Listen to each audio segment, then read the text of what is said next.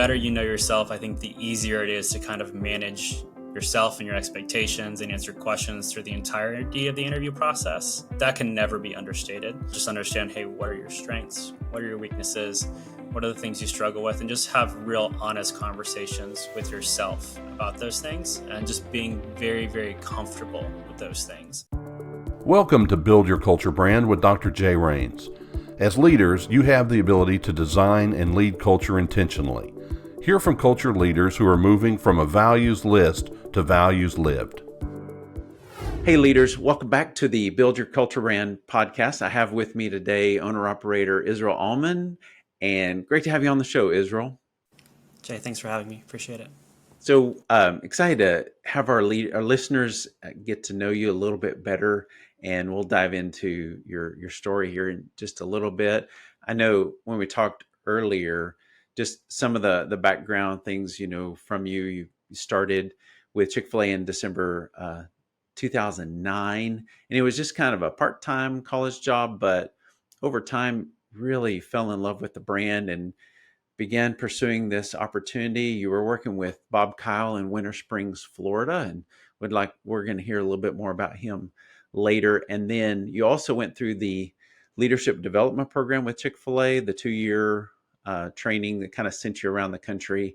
And so kind of picks up, after the end of that, we'll want to get into your selection for operator, but what an exciting journey. I want people to get to know you and your leadership a little bit better. And one way I do that is ask this kind of superpower kryptonite question. So what would be your leadership superpower? And then on the flip side, what would be kind of that kryptonite that works against you? So I'm a huge fan of Strength Finders, and I did Strength Finders about a decade ago and got my top 5 strengths. And I even paid a little more and found out what my top 10 were, and just kind of understanding more about myself. What's been really interesting is realizing that those things have still really rung true for the past 10 years, and they haven't really changed. My strengths really lean more into being strategic and analytical and being able to take my time with decisions, take in, I would say, a decent amount of information and data, not really getting overwhelmed with it, and make good decisions, I think, in either relationships, in coaching conversations, in business decisions.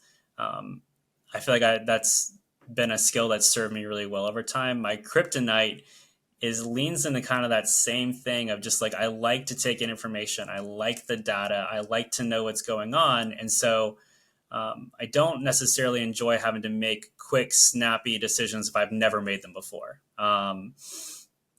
Don't enjoy that a lot. So I'm a slow decision maker. And I think that kind of has been the thorn in my side for maybe missing on opportunities or not making a decision quick enough, which can look sometimes, I think, on the surface like procrastination, but I would look at it as hey, I'm just still doing research. I'm still trying to understand more. It's not that I don't want to make a decision. It's just that I haven't made one yet because I don't feel ready. And so those are when I have to kind of stop myself and go, hey, Israel, you don't have all the data. You're not going to have all the data.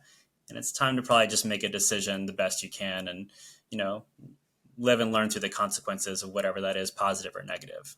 Thanks for sharing that. And I'm kind of laughing on the inside a little bit, Israel, and you'll understand this because I know you and Ray are so different in that aspect because he's he's doing it yesterday, and he's moving so fast. And so for y'all to be working together, I think that's probably really helpful for y'all to have each other right now while you're in this season together to really challenge each other to maybe Ray, you bring in that analytical and he's in the, early adopter, let's move ahead, let's move fast. So I love that partnership that you have right now. Well, Israel, kind of to help people understand where you are right now, you're with Ray Cowan. They're in Ramsey, New Jersey at his Chick-fil-A working as the general manager. You've actually already, though, been selected in June of 22. We're in 23 right now. A year ago, you were selected to be an owner operator. However, it looks like you won't be in your location until probably next spring. And so just kind of an interesting tidbit for people to realize that sometimes selection, ringing the bell, doesn't mean you're getting the keys very fast. So has that been pretty challenging for you right now in this season, just kind of waiting for that moment? I don't ever want to undermine that waiting is hard. And I've known some people that have waited a very, very long time to finally just get into their restaurant and get to work and start building their organization. One thing that I, I would feel like God's put in front of me a lot is when I was interviewing to be selected, I was praying and begging for this opportunity. And I was praying for it and praying for it and praying for it. And then I got it. And now I have to wait.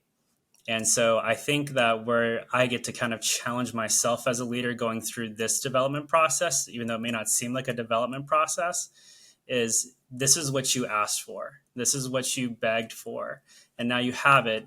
Do you really have grounds to be frustrated? Wow. Do you really have grounds to be upset? And there are people that I know that have wanted to be operators, and hey, they never got there. Um, so, and it's for all intents and purposes, I have. And I try to focus on having an attitude of gratitude for what I have and the opportunity I was given, not being frustrated by the fact that, oh man, like it wasn't exactly how I thought it was supposed to be. Like, no, it wasn't. And that's okay. So this is just sometimes what happens, and like you can do your best and you can be diligent and you can stay in contact with your contacts at Chick-fil-A and be as helpful as you can be. But at the end of the day, sometimes this is just what happens, and that's okay. What a great mindset. Thanks for sharing that. And I hope that's an encouragement to someone out there that's kind of in an in-between moment and they're waiting for that next step. So good encouragement, good mindset from you. So Israel, I'm curious, in talking together as we've gotten to know each other over the last couple of years, I love your leadership style. I love some of your story and your journey. Let me ask this question. What is a failure that ended up propelling you forward? And when I say failure, I'm talking about a perceived failure in your past that really launched you forward. How would you answer that question? Thanks for asking that question, Jay, because I actually love it when I get a chance to answer this question for talking to other leaders, especially if I've ever talking to a young leader, because I know that making mistakes is a big part of leadership and it's a big part of your journey. And it's hard sometimes, like when you're in the weeds, to look at a failure and go, oh, like this is meant to teach me something. This is meant to lead somewhere. And so when I get that question, I usually think of like 3 significant moments that happened to me over the past 5-6 years Okay. that have really propelled me forward, that were major failures, that were my fault, my responsibility. The first was my senior year of college. I actually flunked out of college. And as much as like that was a really tough thing to deal with then, it's a story I love to tell because I remember I got a letter. I was at UCF, got a letter from my college that said, hey, your GPA is too low. We don't want you to come back. You're done. Like this is over. And my mom sat down with me and she was just like, so what are you going to do about it? Because you said you were going to go to college. So what are you going to do? And that was a huge moment of my life. That's actually where within those few months of flunking out of college that I decided that I want to be an operator. Oddly enough, that's like at the lowest point I was at that point in my life. I was like, oh, I'm going to chase something that's exceptionally harder than what I'm doing right now, which was just college. And that led me down that road of wanting to go back to UCF eventually and graduate with a degree in hospitality management. And it led me to wanting to apply for LDP and wanting to do something that I knew people in the program and I looked up to them and they were great leaders. And I was like, oh, I want to be like them. And similar to being in my senior year in college, I was at my final interview for LDP. I was in Atlanta and they interviewed 6 people for LDP that day. And 5 people got into the program. And 1 person did not. And that was me. And it was another one of those times where just like, when I flunked out of college, it was kind of easy to look back and reflect, oh, that was a lack of discipline, a lack of not applying myself. I'm talented. I can do it. When I got told no for LDP at my final interview, I think I was probably the best performance Israel had ever given. And it was a reflection time of like, hey, there's a point in life where you're just not good enough. And that was a different reflection point of like, that was where I learned like, okay, at some point you have to stop and realize that maybe you're not good enough and you have to go do something extreme to get better. And so I did. I worked really hard over the next year and dealt with a lot of discouragement, a lot. There was points where I wasn't sure that I wanted to apply again because it was just such a discouraging season. But with good people around me, like my wife and family, I worked up the courage to go at it one more time and interviewed my way through and got in August 2019 to LDP, just to really get my teeth kicked in again, like as soon as I got in, and had an assignment, like 2, 3 assignments in, opening the first freestander in the greater Detroit area. And it was just not a good showing. I just wasn't ready, and I didn't have the systems or the leadership capacity to deal with the store, the volume I was at. Um, got some very harsh feedback from my leadership in LDP, just saying, in maybe not a direct way, but more of an indirect way, I felt like they were saying, you don't belong here. And that's what it felt like. That was a moment where I got to look back, and I got to look at flunking out of college. I got to look at getting told no for LDP and just being grateful for the opportunity to be there, and realize that something that my mom told me my mom told me when I was a kid, like, Israel, you can be whatever you want. Don't be a quitter. That's when I realized Israel wasn't a quitter. And I said, hey, if I'm going to struggle and be in this program, then I'm going to struggle to the end. And I'm not going to give up halfway through. And I did. And I was able to turn my candidacy in LDP around and turn my time around, and eventually obviously get selected as an operator. But it felt like there was more than a Grand Canyon between me and being an operator at that time. And I was supposed to be ready to pick up an application in 9 months. And somehow, by God's grace, I did. What an incredible story. Thanks for sharing that.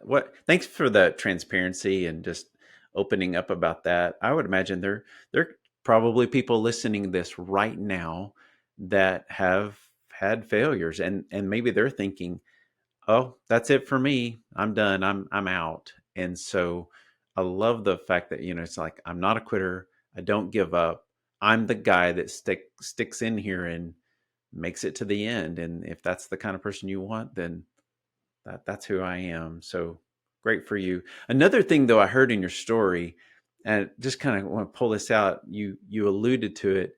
You said, I flunked out of college, so I picked something much harder to aim for, and that's to become a Chick-fil-A operator. And I think there's a lesson in there. What a great lesson of, it wasn't to drop the challenge. It was actually to increase the challenge. I think that's something I hope listeners take and just say, maybe it's time to up the challenge, so that I'm not aiming for this shorter thing. I'm aiming for something much bigger. What do you think about that? Is that really what was going on?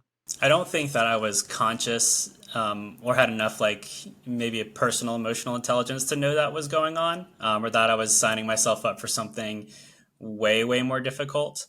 I think what I did know was that I didn't have a goal or objective for why I was in college, which is why I didn't really try to be there.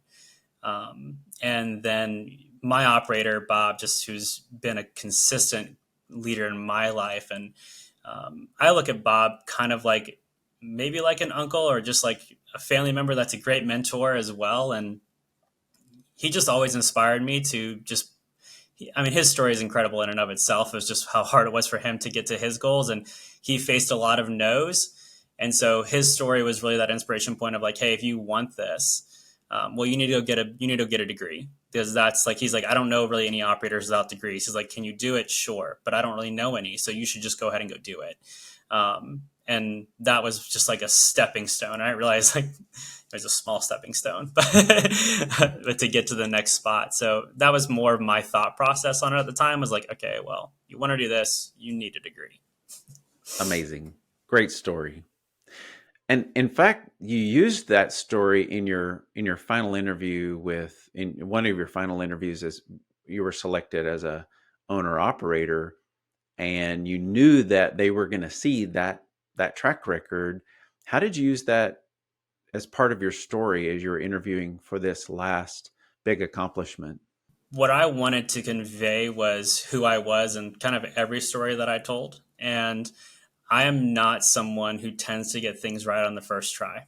I would love to be that person, but from what I've experienced in some just major moments, like flunking out of college, getting told no to LDP the first try, it's just like, hey, you get hit with some setbacks, and that's just the reality of who I am. Like, it takes me a little bit more time, takes me a little bit more momentum. And so I wanted to communicate in transparency and like full honesty. It's like, hey, this is who I am. These are the things I've gone through, but here's what I can tell you on the positive side of this is like, I've never given up and I've never stopped trying.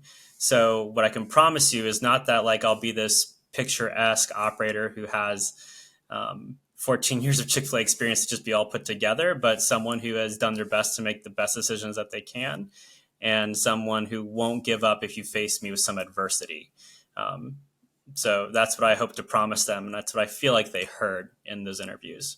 Sounds like they did. And you got the yes, and you got to ring the bell. And we look forward to celebrating where that location is going to be and all the story around that. So excited for your future. Now, you've just been through this selection process with Chick-fil-A. You went through LDP, kind of got finished with that, got to the end of LDP, started working with Ray, and also in the process where you were interviewing for different locations with Chick-fil-A. What if someone were listening this show and they're beginning that process, what nuggets of wisdom might you share with them about how to get through that process of, I mean, it's like, I would say more than 19 interviews, it's a big thing. It's harder to get into, somebody said it's harder to get into the CFA than the CIA.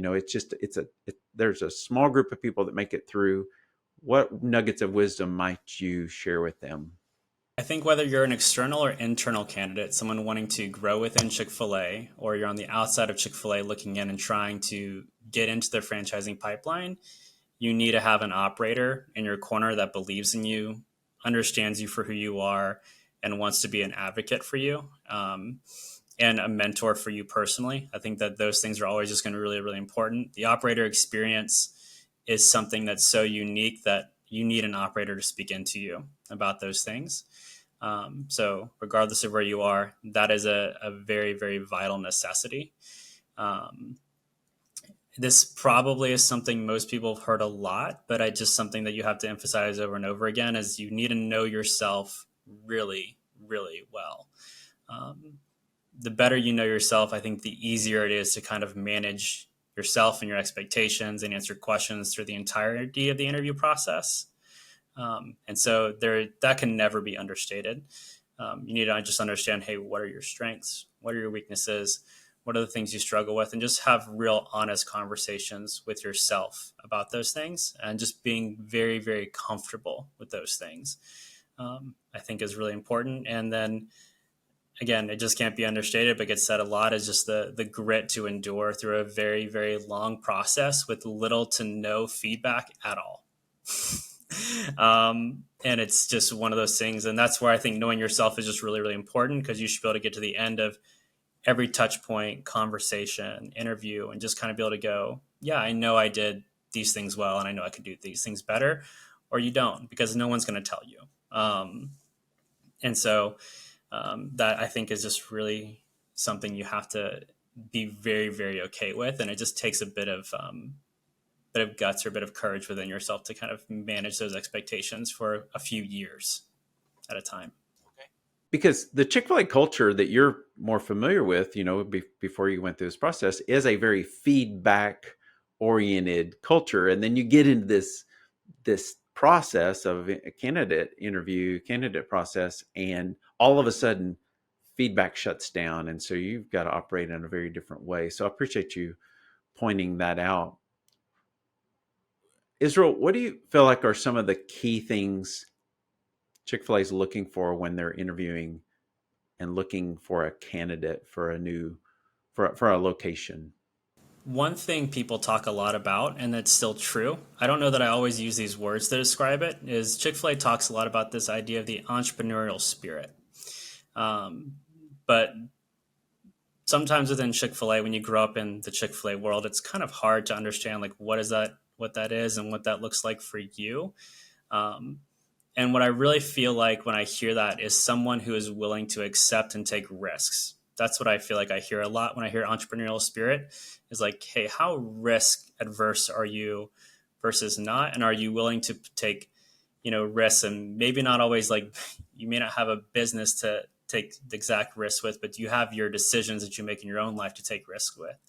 An example of that would be, for me, is My wife and I decided we wanted to be in the Northeast. We are Florida residents, born and raised. We grew up in Orlando for our entirety of our lives. And we believed that we could make it here as a business owner, as a couple, and as a family with no promises from Chick-fil-A, nothing whatsoever. We uprooted our entire lives, everything, and moved all the way up here to work for Ray and learned it and figured it out, and developed relationships and found community and found out how to understand the Northeast customer and the Northeast employee. And that's what we did. And no, I couldn't necessarily say I made a multi-million dollar like business risk, but I can say I made a life-changing risk for my family.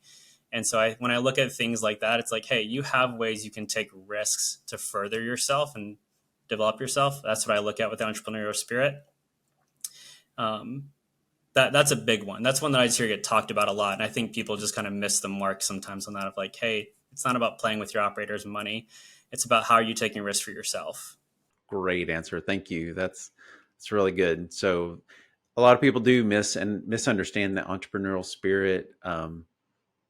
In fact, a lot of people they're interviewing that are like they were a manager yesterday, they're a director yesterday, and now they're trying to become an operator. And Chick-fil-A has a way of sniffing out like, are you management minded or are you entrepreneurial minded? So it's good that you had that story behind you of, hey, we can take risks and risks are not a problem for us. Well, Israel, I'm so excited for your next step and looking forward to that moment when you are handed the keys to your location. What are some things you're going to take with you from Bob Kyle and Ray Cowan and other leaders around you? What do you want to take into your next adventure that will help you be successful there? I'll look at it probably from like, what would I take from Bob Kyle? And then what would I take from Ray? Really the two operators I've spent significant time with over my career. Um, One thing I think business wise and leadership structure wise, Bob did really well is he never ever fit someone into a role. He developed roles to fit people. And I was always a huge fan of that. That made our leadership org chart a little big. And I think to some people, they might look at it and go, hey, it's a little messy. But at the same time, you have these leaders that some of them are great people leaders and they're meant to lead mass amount of people. Other of them are super dependable, task-oriented leaders that, hey, you can trust them. You can trust them with your whole heart, but they're not necessarily good at dealing with conflict or having, really, really good accountability or coaching conversations, but they're really good at just managing tasks and leading themselves. And so he created roles around those two types of people. And he never tried to force someone to say, oh, well, to grow in this business and to do more, you have to be able to be a front of house shift leader. It's like, no, you don't. There's other things that you can do to gain more responsibility, earn more income. And so that's something I'll be doing in my restaurant. And I have an org chart that exists right now, but I anticipate it'll change as I meet people that I'm like, I want to invest in this person, but this person may not be people leader material. Okay. Maybe they are just really trustworthy and I can find a role for them that they would love and excel in. From Ray, working with Ray was unique because Bob was a super tenured operator. He had been around for a long time. He obviously had seen and done so many things already that nothing was new under the sun for Bob. At least it didn't feel that way when you were working for him. I don't know that it was even like that for Ray because Ray's been in Chick-fil-A for a long time, but he was just a younger operator and had been an operator for just a couple of years when I started to work for him. And just to see someone that was so tenacious about everything. And I admire that about Ray a lot. And he can have some pretty high expectations and they can seem pretty daunting. But he sets that standard and he sets that bar and then he's like, okay, well, it's time to go get it. And realizing that there are leaders that you can find that will thrive under that type of pressure and really rise to those standards has been a lot of fun. Not really speaking of myself, but the people that I've watched come up around me over time, because there have been leaders that have been there since he opened the store. And that I think is a testament to Ray's leadership and just him ability to create this new and evolving standard from like, hey, let's just open and close properly to, hey, let's go for champions club in 21 to now we're chasing guardians and we're 2 food safety scores in that are really good. Let's chase higher profitability and let's chase a better guest experience. And, I'm just watching him roll with different aspects of a changing market and changing economy and changing people has been fun. And I've learned a lot from him of just setting high standards and going after them. Those are great lessons. What great mentors and examples you have to reflect on? Because now when you get into it and you get in those moments, you'll have some images to look back to and think, okay, is it time to phone in Ray, or is it time to phone in Bob, or am I going to do it a third way myself? So good for you to have that. Well, Israel, what a pleasure to have you on the show. Thanks for taking the time and sharing your story and being so transparent about challenges, but also talking about how you're developing leaders around you. And even we're so excited about your next opportunity. I cannot wait to see you with keys in your hand and a team built around you. So looking forward to that day. So thank you for being a part of the show today. Awesome. Thank you, Jay. And thank you for the opportunity. Appreciate it. Thank you for listening to Build Your Culture Brand with Dr. Jay Rains. If you enjoyed this podcast, please like, comment, and share. You can also visit our website at buildyourculturebrand.com. See you next time. We would like to note that Leaders Q serves individual owner-operators and their teams and is not affiliated, endorsed by, or in any way officially connected with Chick-fil-A Incorporated.